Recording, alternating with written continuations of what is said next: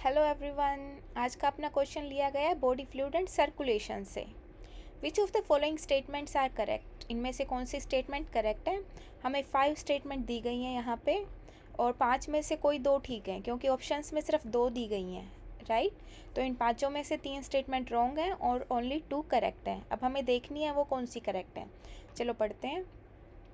Basophils are the most abundant cells of the total WBC. Basophils secrete histamine, serotonin, and heparin. Basophils are involved in inflammatory response. Basophils have kidney-shaped nucleus. Basophils are agranulocyte.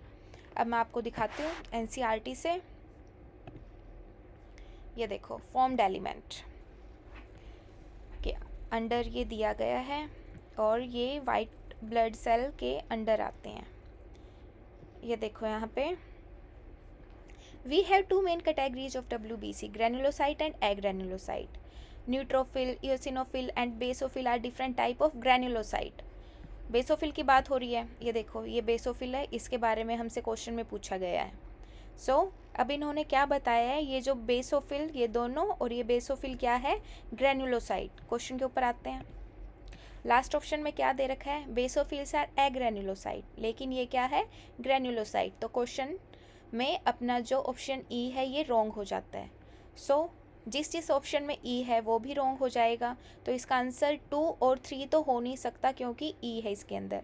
अपना answer कौन सा हो सकता है, first वाला और fourth वाला। अब देखते हैं, आगे पढ़ते हैं NCERT से। देखो, neutrophils are the most abundant cell. Neutrophil क्या है, सबसे ज़्यादा अबंडेंट WBC में। And basophil are the least, और बेसोफिल क्या है, लिस्ट, सबसे कम है WBC में। अब ये लाइन भी दी गई है हमें क्वेश्चन में। Basophils are most abundant cell, नहीं, मोस्ट अबंडेंट क्या है, वो तो न्यूट्रोफिल्स हैं। तो अपनी ये वाली भी क्या हो जाती है, इनकरेक्ट हो जाती है। तो ऑप्शन ए भी गलत हो जाता है। फर्स्ट वाले में ए दे रखा है तो ये भी गलत हो गया। अपना आंसर क्या हो जाता है, फोर्थ। हमें आंसर यहाँ भी पता चल गया है, लेकिन हम और स्टेटमेंट्स भी देखेंगे कि वो गलत क्यों हैं। NCERT में दोबारा से चलते हैं। देखो, न्यूट्रोफिल्स, ये पढ़ने की नीड नहीं है, यहाँ से देखो। Basophils secrete histamine, serotonin, heparin etcetera and are involve in inflammatory reaction. इस एक लाइन के 2 ऑप्शन दिए गए हैं अपने क्वेश्चन में।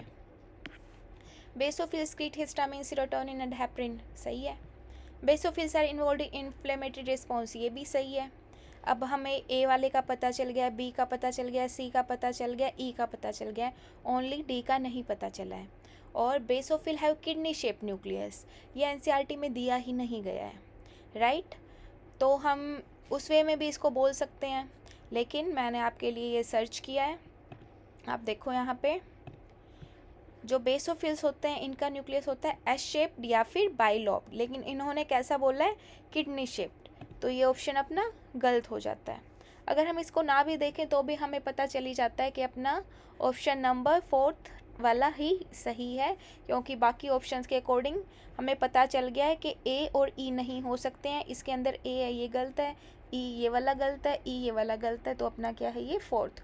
और ये ध्यान रखना, जो बेसोफिल का जो न्यूक्लियस होता है उसकी शेप कैसी होती है, एस शेप होती है, ना कि किडनी शेप। अभी के लिए यही। कोई डाउट है तो आप मुझे कमेंट सेक्शन में लिख सकते हो। Thank you for watching.